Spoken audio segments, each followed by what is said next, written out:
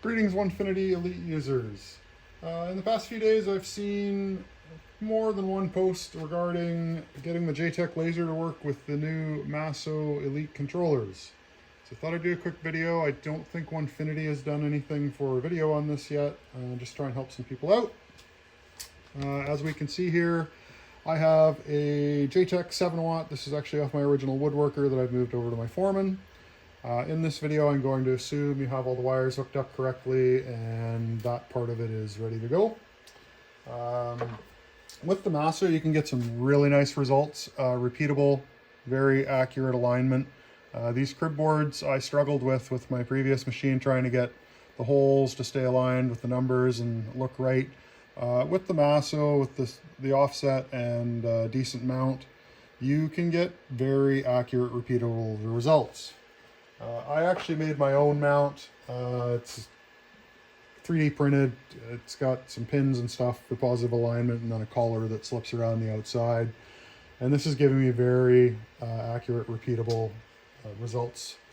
I find with some, at least with the 7 watt mount, it was pretty sloppy. So every time you put it on, the laser may not be in the exact same spot and you were kind of losing that accuracy.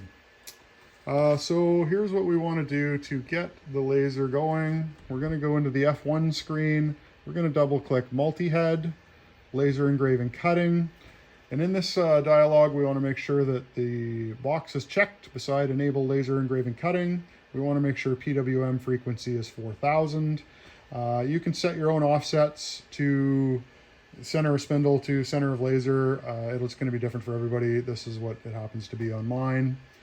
We'll touch base on that again in a minute and save that. So once those offsets are saved, it will automatically apply them when you change to the laser tool. So your zero of your spindle will now be your laser zero automatically. We'll go back into the MDI screen.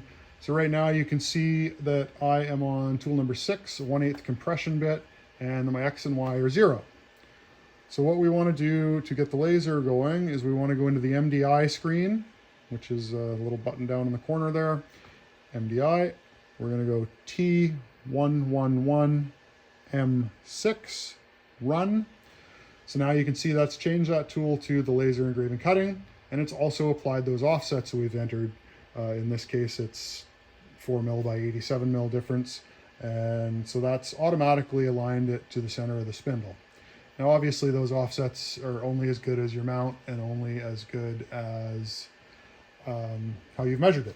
In my case, I just poked a little hole with a small V-bit and then lined up the dot by eye, and I get outstanding, repeatable results. So now we've got the laser as the tool. We want to enter an M3 command, M3S. And then the S value is going to vary laser to laser. It may be as low as 50, or it could be as high as 200, possibly more.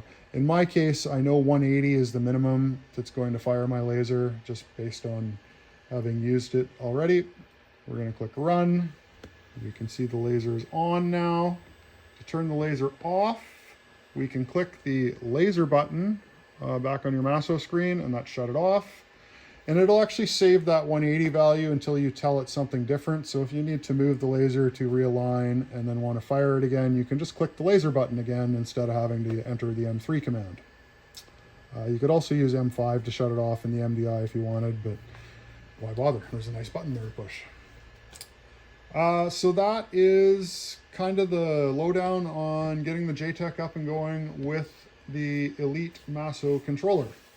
Couple words of caution: if you're using Lightburn will not call tool changes, so you absolutely will have to change to the laser tool prior to running your file using the T111M6 command as mentioned. Vectric, I'm not too sure if it calls a tool change, and when I got my machine together, there wasn't a laser post-processor that was really working for this machine yet. I tend to use Lightburn over Vectric anyway. I don't know why, I've gotten familiar with it. I guess I'm more comfortable. The other word of caution with Lightburn is Lightburn always calls a G54 at the beginning of the file. So if you're in another offset, like I have a few offsets stored here that I use for different things, or if I've got a project that's got to come on and off the machine, more than once. Sometimes it's easier just to store it on a separate offset and you can put it right back in the same spot. But with Lightburn, it will automatically call a G54 at the beginning of the G code and put it into the G54 offset. So if you have been working in G56, let's say, and you're expecting the 0 to move over when you go to run the Lightburn file, it's going to be a problem. So keep that in mind. Not a big deal, but I've been caught by it once or twice, just not thinking and setting a 0 in a different offset and then fire up the laser and it cuts to 1.5 feet away from where I want it to. Anyway, hopefully the video helps some people out. If you have any questions, feel free to drop me a line. Cheers.